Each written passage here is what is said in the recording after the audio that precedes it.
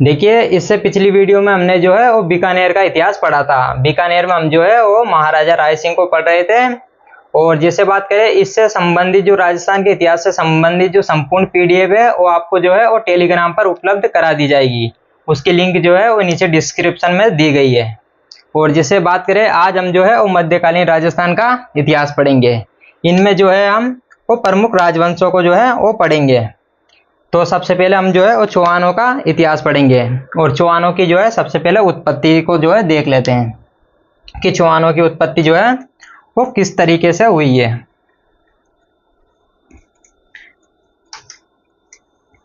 तो विभिन्न इतिहासकारों ने जो है वो चौहानों की उत्पत्ति से संबंधित अलग अलग जो है वो मत दिए हैं। तो उनको एक एक करके जान लेते हैं।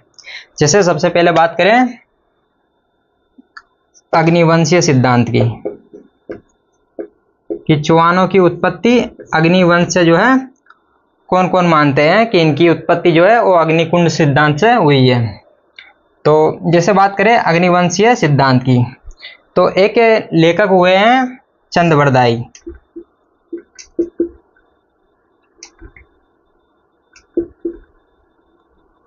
एक लेखक हुए हैं चंद्रबरदाई। इन्होंने एक पुस्तक लिखी है पृथ्वीराज रासो।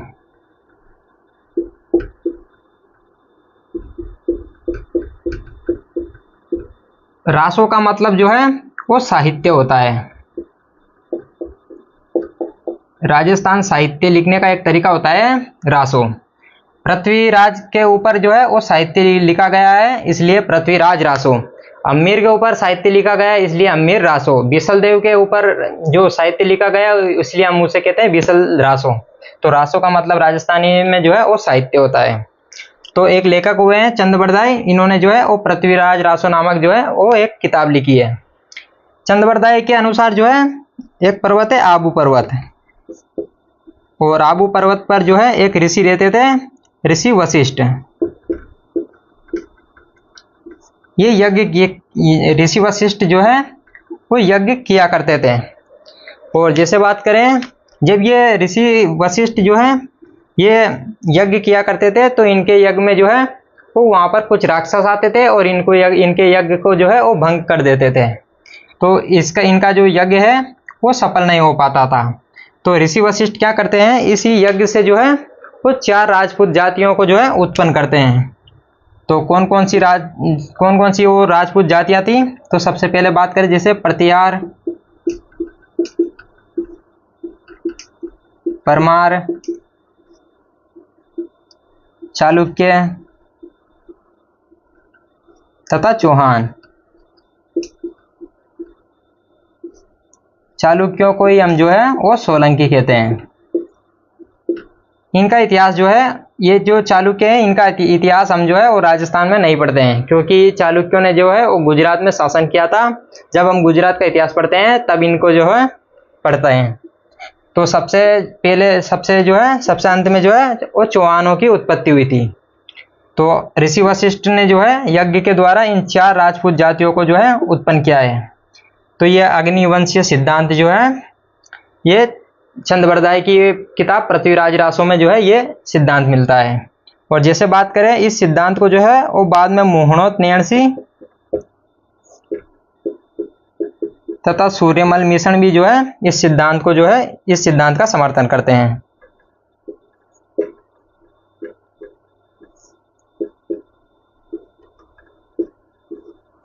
तो अग्निवंश का सिद्धांत क्या कहता है कि चौहानों की जो उत्पत्ति है वो अग्निकुंड के द्वारा इनकी उत्पत्ति हुई है।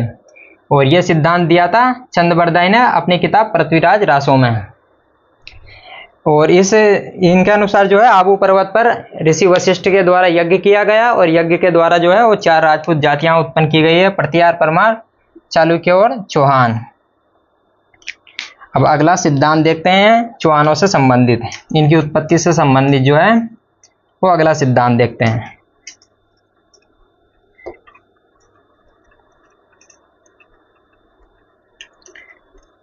तो अगला सिद्धांत है सूर्यवंशी कि चौहानों को सूर्यवंशी जो है वो कौन कौन मानता है।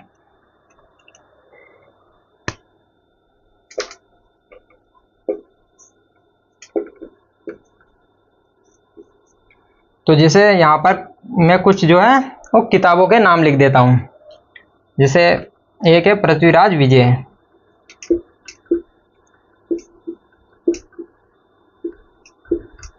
जो कि जयानक के द्वारा लिखी गई थी।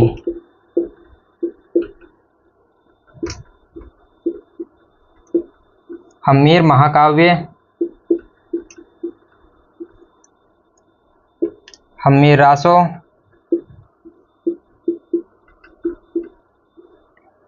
इसके अलावा जैसे बात करें चौहानों में एक बड़े राजा हुए हैं विग्रहराज चतुर्थ।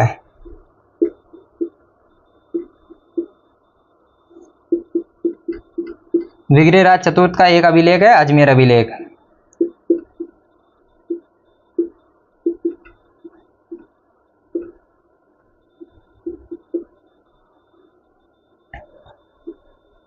इसके अलावा एक बड़े इतिहासकार हुए हैं G.H. ओझा, गौरी शंकर हीराचंद ओझा।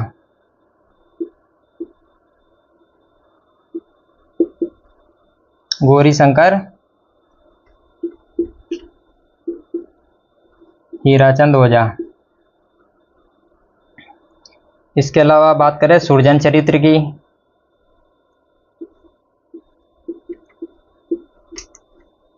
सुरजन चरित्र तथा चौहान प्रशस्ति।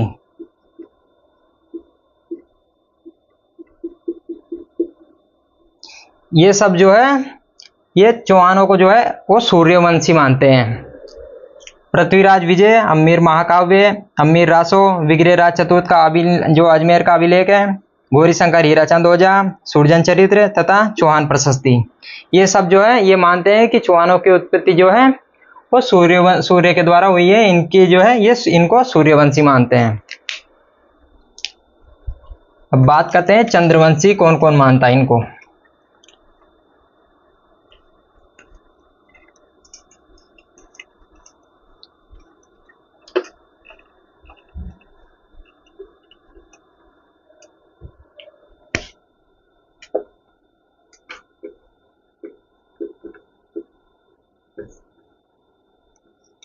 तो बात करें इनको जो है वो चंद्रवंशी कौन कौन मानता है। तो एक अभिलेख है हरियाणा में, एक अभिलेख मिला है हाँसी का अभिलेख।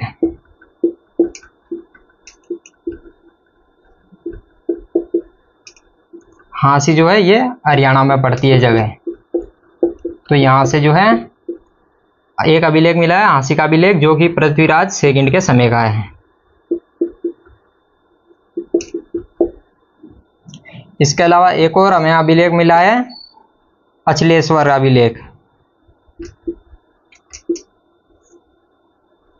अचलेश्वर मंदिर से जो है एक अभिलेख मिला है।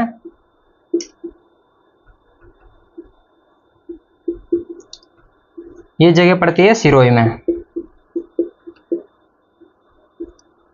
तो चंद्रवंशी जो है चौहानों को चंद्रवंशी कौन कौन मानते हैं, तो हाँसी का अभिलेख तथा अचलेश्वर मंदिर के पास से जो अभिलेख मिला है ये जो है ये चंद्रवंशी मानते हैं चौहानों को। अब बात करते हैं कि चौहानों को जो है वो ब्राह्मण कौन कौन मानता है, ब्राह्मणों की संतान कौन कौन मानते हैं।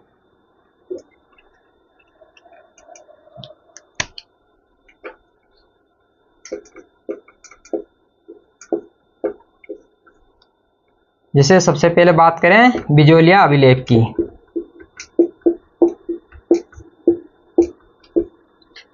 बिजोलिया अभिलेख या बिजोलिया शिलालेख,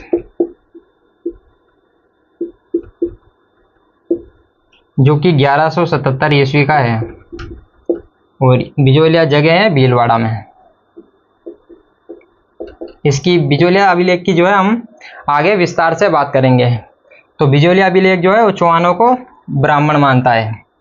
इसके अलावा जैसे बात करें सिरोही में एक जगह है पड़ती है चंद्रावती, तो वहां से हमें एक अभिलेख मिला है चंद्रावती अभिलेख। इसके अलावा जैसे बात करें एक किताब है कायम रासो। ये जो किताब है फतेहपुर में एक नवाब हुए थे, कायम खानी नवाब हुए थे फतेहपुर में। कायम खान जो है वहां पर एक नया जो नवाब हुए थे जिनको हम जो है वो नियामत खान कहते हैं, और जो कि जान कवि के नाम से कविताएं रचता था। तो जान कवि या कहते हैं नियामत खान, इन्हें हम जो है वो जान कवि कहते हैं, क्योंकि ये जान कवि नाम से कविताएं लिखता था। तो इन्होंने एक किताब लिखी है कायम रासो, इसमें भी, इस किताब में भी जो है चौहानों को ब्राह्मण बताया गया है। इसके अलावा बात करें गोपीनाथ शर्मा की,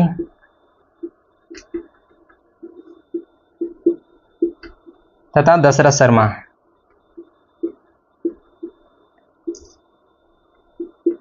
ये सब जो है वो चौहानों को ब्राह्मण मानते हैं। दशरथ शर्मा की किताब है द अर्ली चौहान डायनेस्टी।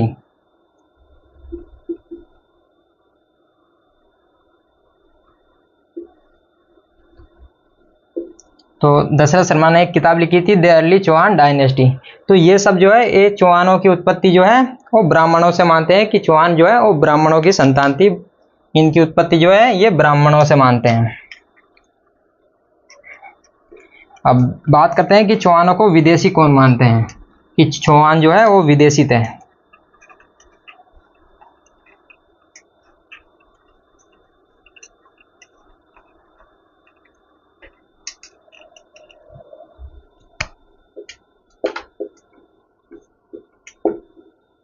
तो चौहानों को विदेशी वही मानेंगे जो विदेशी खुद हैं। जैसे बात करें कर्नल जेम्स टोड की,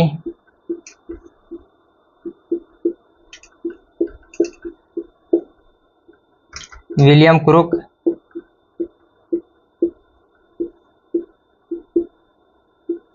क्रुक, तथा वीए स्मिथ।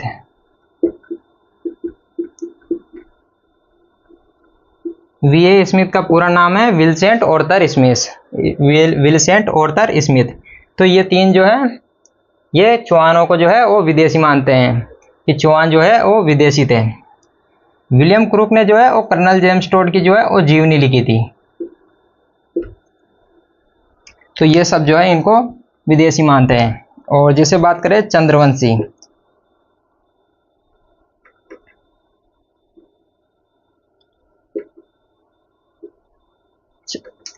इनको जो है इंद्र के वंशज कौन कौन मानते हैं, इंद्र के वंशज, कि चौहानों को जो है वो इंद्र के वंशज कौन कौन मानते हैं।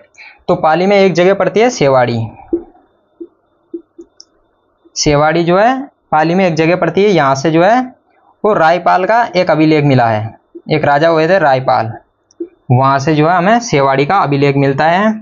इसमें जो है वो चौहानों को इंद्र के वंशज माना गया है।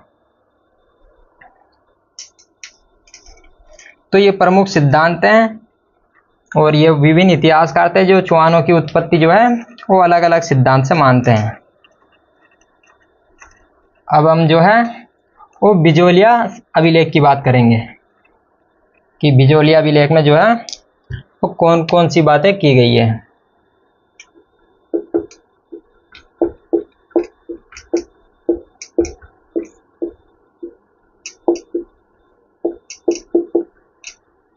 तो बिजोलिया अभिलेख जो है ये 1177 ईस्वी का जो है अभिलेख है और ये जगह पड़ती है भीलवाड़ा में। जैसे बात करें बिजोलिया अभिलेख की, तो भीलवाड़ा में एक मंदिर है पार्श्वनाथ मंदिर।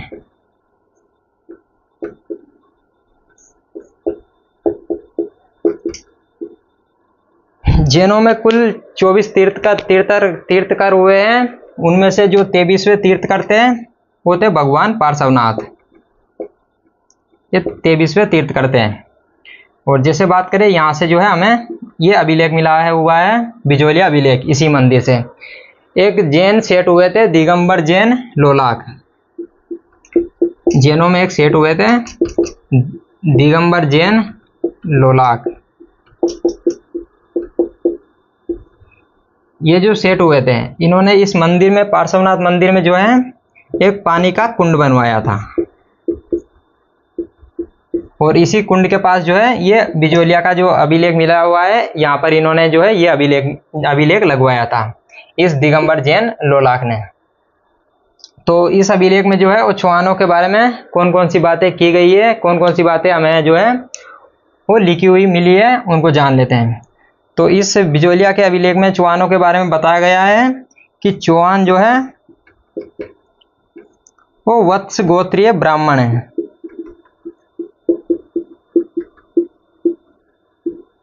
चौहान जो है वो वत्स गोत्रीय ब्राह्मण है। इसमें चौहानों की जो है वो गोत्र भी बताई गई है। और जैसे इसके अलावा और बातें इसमें बताई गई है कि चौहानों में एक राजा हुए थे वासुदेव, और वासुदेव ने जो है वो सांबर झील का निर्माण करवाया था। इसके अलावा चौहानों में एक राजा हुए थे विग्रहराज चतुर्थ,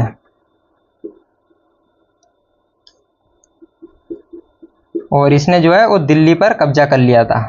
दिल्ली पर अधिकार जो है इस राजा ने कर लिया था। विग्रहराज चतुर्थ ने जो है वो दिल्ली पर अधिकार कर लिया था। ये सब बातें हमें जो है वो बिजोलिया के अभिलेख से जो है प्राप्त होती है। इसके लिए अलावा जैसे बात करें इस अभिलेख की, तो ये जो अभिलेख है ये सोमेश्वर के जो एक राजा हुए थे, चौहानों में एक राजा हुए थे सोमेश्वर, जो कि पृथ्वीराज चौहान के पिताजी थे। तो ये अभिलेख जो है वो सोमेश्वर के समय का है। ये जो सोमेश्वर थे इन्होंने जो है इस पार्श्वनाथ मंदिर के लिए जो है एक गांव दान में दिया था, रेवणा नाम का जो है एक गांव दान में दिया था। और उस गांव से जो है जो भी टैक्स आता था वो मंदिर के लिए जाता था। तो इस अभिलेख में जो है वो सोमेश्वर की हमें एक उपाधि मिलती है, प्रताप लंकेश्वर। प्रताप लंकेश्वर ये उपाधि जो है बिजोलिया के जो अभिलेख है उसमें मिलती है सोमेश्वर की। इसके अलावा जैसे बात करें बिजोलिया अभिलेख की, तो इसमें जो है हमें राजस्थान के प्राचीन नगरों की जो है राजस्थान के जो नगर थे उनके हमें जो है प्राचीन नाम मिलते हैं। तो कौन कौन से नाम मिलते हैं वो जान लेते हैं।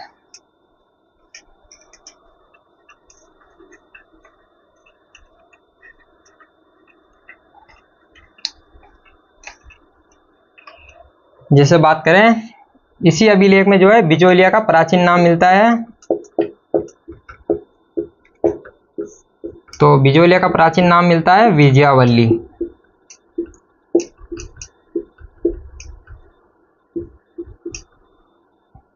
इसके अलावा जैसे बात करें सपादलक्ष की, सांबर की बात करें तो सांबर का हमें प्राचीन नाम मिलता है सपादलक्ष।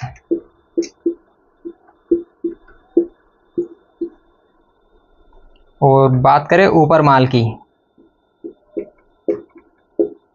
ऊपरमाल का हमें प्राचीन नाम मिलता है उत्तमाद्री।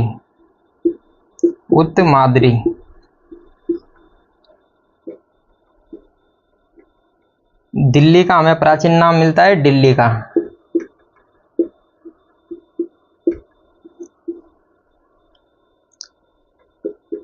नागौर का हमें प्राचीन नाम मिलता है हहीचत्रपुर।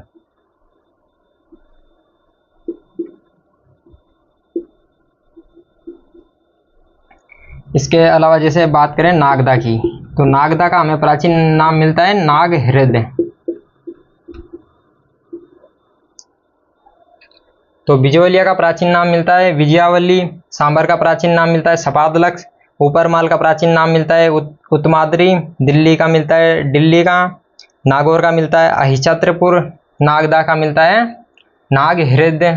इसके अलावा भी जैसे बात करें भीनमाल की, तो भीनमाल का हमें प्राचीन नाम मिलता है श्रीमाल। तो ये जो है ये बिजोलिया अभिलेख में जो है राजस्थान के प्राचीन नगरों की जो है राजस्थान के नगरों के कुछ प्राचीन नाम जो है यहाँ पर मिलते हैं।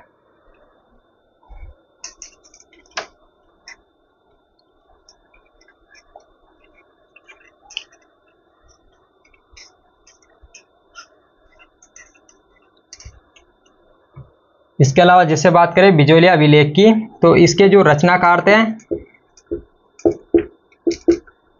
वो थे गुणभद्र। बिजोलिया अभिलेख के जो रचनाकार थे वो थे गुणभद्र, और इसके जो लेखक थे वो लेखक थे केशव, और इसके जो उत्कीर्णक थे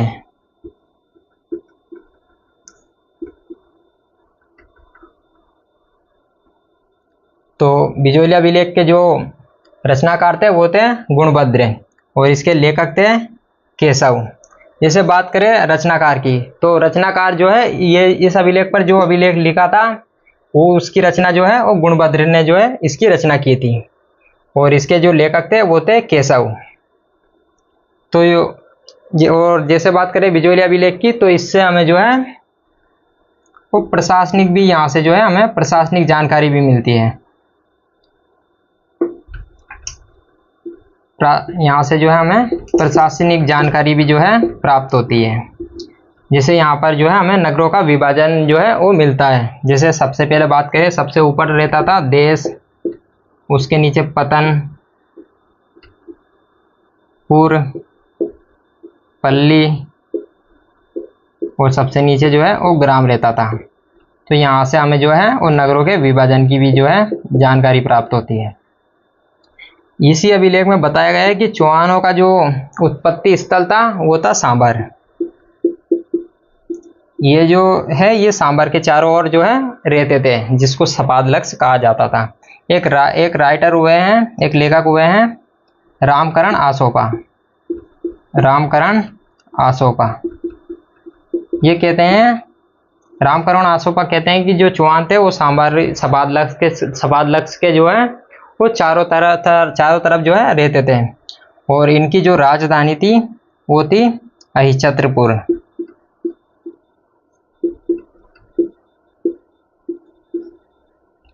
तो ये बिजोली अभिलेख से संबंधित जो है बातें हो जाती है।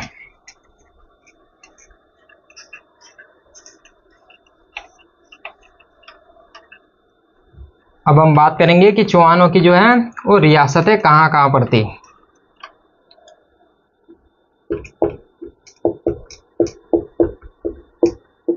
चौहानों ने जो है वो कहाँ कहाँ पर जो है वो शासन किया था, वो रियासतें देख लेते हैं।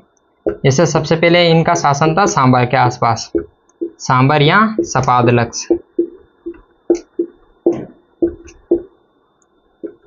इसके बाद रणथंभौर,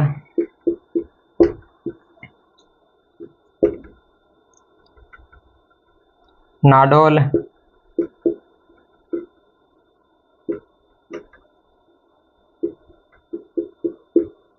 जालोर, सिरोही, सिरोही के बाद बूंदी, और बूंदी के बाद कोटा। ये चौहानों की जो है कुछ रियासतें थी। सबसे पहले इन्होंने शासन किया था सांबर के आसपास, उसके बाद रणथंभौर, रणथंभौर के बाद ये आ जाते हैं नाडोल, और नाडोल के बाद जालोर, जालोर के बाद सिरोही, और सिरोही के बाद जो है बूंदी कोटा में जो है इनका शासन था। तो कल हम बात करेंगे सांबर की। सांबर में कौन कौन से राजा हुए हैं उनकी हम जो है वो कल बात करेंगे।